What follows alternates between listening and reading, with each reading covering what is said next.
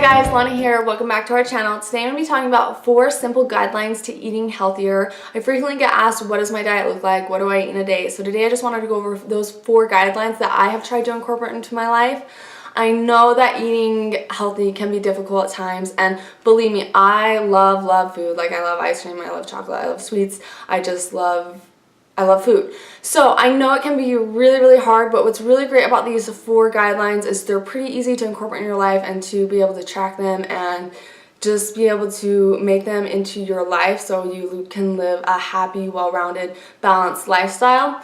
So, and I should also start off by saying that I am not a nutritionist by any means. I wish I knew more than I do. And I'll also say that these guidelines, these 4 guidelines, they're just guidelines. They're not like... It's not like the end of the world if I break them or if I don't follow them to a T each week. So the first guideline that I want to talk to you guys about is portions. So just dishing up less and then going back for more. So I think it's really important that we're observing how much our body actually needs to fuel itself. I know for me, like, I used to eat till I was like uncomfortably full, where I didn't even like want to move. I just wanted to like be in a food coma and sit on the couch. So I think it's really important that we're just trying to dish up less and then observe, okay, am I still hungry? And then if you are, of course, by all means, go back for more.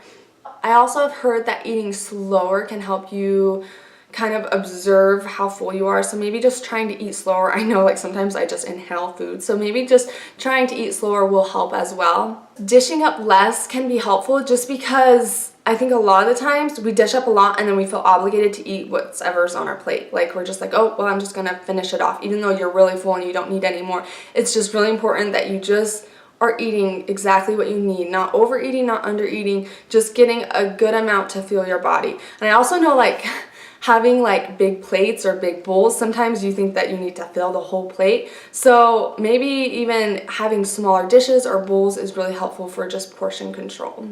The second tip is eating whole grains. So I made the transition to eating wheat bread and brown rice, and that's just kind of like a general rule when I go to the grocery store. Like, I am picking up 100% whole wheat bread and I'm picking up brown rice. That doesn't mean I never eat donuts or refined white breads or things like that. Like, I definitely indulge in those things, but just as a general rule, like, in my house, I'm going to have brown bread and I'm going to have brown rice. Something that I learned in my nutritious class is that when you are buying whole wheat bread, you need to make sure that it's saying 100% whole wheat on it, or else you're not getting the whole grain. It's not truly 100% whole wheat. So that's something to look out for. And I actually have 2 kinds of breads that I actually like to buy. So the first one is this Oro wheat whole grain, 100% whole grain bread.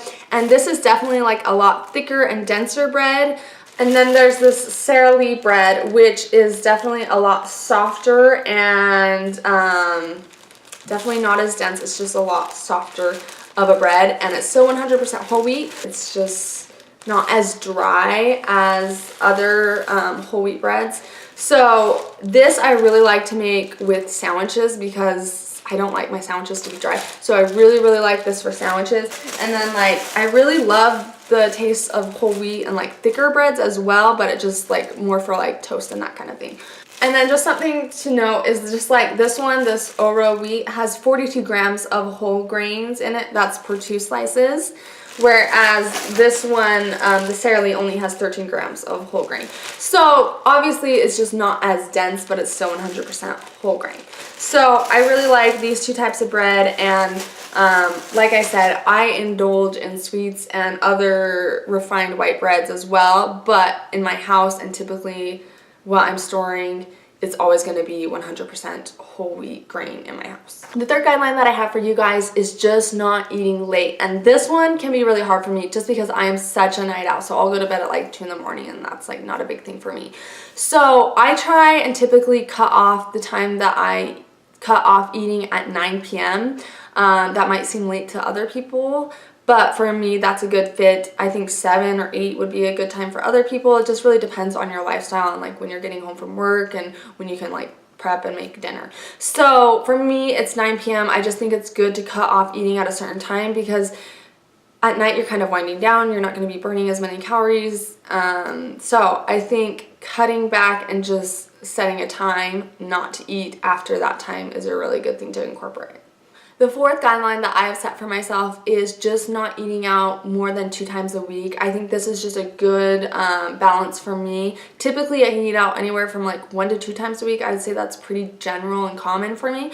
But sometimes I don't eat out at all during the week, and sometimes I could eat out up to like 3 times a week. The more processed food is, the less healthier it is. So, and I know not eating out can be super hard, especially when you're busy and you have work and you want to get out of the office, and eating out is such a social thing. It's also really quick and easy and it tastes good. So I get it. Eating out is super convenient, but I really feel like it will make a big difference if you cut out eating out more. So like I said, for me, I eat out about 1 to 2 times a week. Normally it's like on date night. I'm like normally pretty selective about where I want to eat out because I don't eat out very often, and so if I am going to eat out, I want it to be, you know, somewhere really good, and that's somewhere I'm going to really enjoy, not just like going through Burger King drive-thru or whatever. I also struggled with overeating, especially when I went out to eat, just because I almost felt obligated to eat everything because I wanted to get my money's worth, which doesn't really make sense. Like, it's either going to go to waste in your belly and you're going to have to burn it off, or it's going to go to waste in the trash can. So it's just better to observe what you're eating, how much you really actually need, and then just throwing away the rest. So like I said, the less processed food, the better. Even like when I'm going grocery shopping, I generally try and stay away from like the frozen section. I just feel like there's a lot of processed foods in those frozen sections, like frozen pizza or like the chimichanga. I love chimichangas,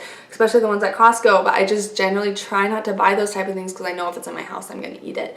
So, oh, and another tip I feel like is like not buying things, and then if you really want it, then you're gonna make an effort to go out and get it. But when it's so convenient in your home, then you're gonna overindulge in it.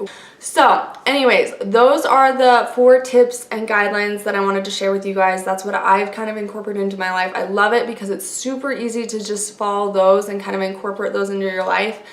Okay, and then like the biggest emphasis I just want to put throughout this whole video is I just want you guys to know that eating healthy and exercising can be enjoyable. I know that it can be really overwhelming to try and eat healthy and to exercise, and how hard it is to get to the gym, especially when you're busy and you're not confident in yourself and you don't really know what you're doing and you don't really feel like you have a plan. But I'm telling you, it can be enjoyable. I have been there. I have not always enjoyed going to the gym. I have not always enjoyed eating healthy, but now I do. I guess I just challenge you guys to start, to put in the effort, to be consistent, and you guys are going to be successful. I know it's hard, and it's really hard just starting, actually. A lot of us start a diet and exercise in hopes to change our physical appearance and have some sort of transformation. And while that will happen when you're putting in the effort, the biggest and most important thing is when you have that mental change. And when you have that mental change, everything is going to become a lot easier. You're just going to you're going to enjoy going to the gym. You're going to enjoy eating. And I know all of us can reach that point. If there's not a certain point that I remember I had that mental change, it's going to happen very slowly and over time, but when you're putting in the work and the effort, I know it's going to happen for you guys, and I know you guys can be successful. Anyways, I just want to leave those 4 tips and guidelines with you guys. If you guys have anything you want to share in the comments below, I'd love to hear what has worked for you guys or things that I can incorporate into my life. Thank you guys so much for watching, and we'll see you guys next time on our channel.